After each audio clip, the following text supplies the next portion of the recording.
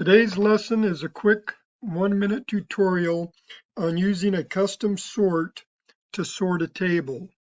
So here I have a table. If you look up at the header row, I've got the field names first, last, address, city, etc. And I have about 50 records or so in this table. I want to sort this table. If I want to sort it by just one of the fields, say I want to sort it by state, I can use the toggle switch and click on state and sort it from A to Z. And now all of my states are sorted in alphabetical order.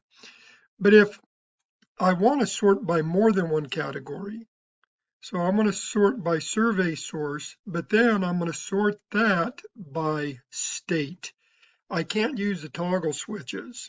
So I have two choices. On the Home tab, I can click on the Sort and Filter tab and go to Custom Sort. That will open up the Sort dialog box.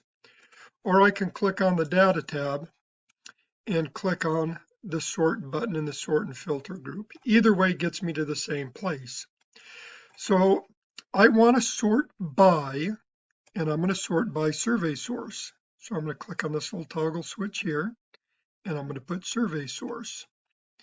On the cell values, A to Z order. But now I want to add a level. I want to sort the survey source once it has been sorted by the state. So I add a level. And I'm going to sort it by state. On the cell values in A to Z order. And I'm going to click OK. And now if you notice, it is sorted by survey source, education website, health center, newspaper, radio, TV. But if I look at each of those, education website, you'll notice that they have been sorted by state. Illinois, Massachusetts, Missouri, New York, Texas. They're in alphabetical order.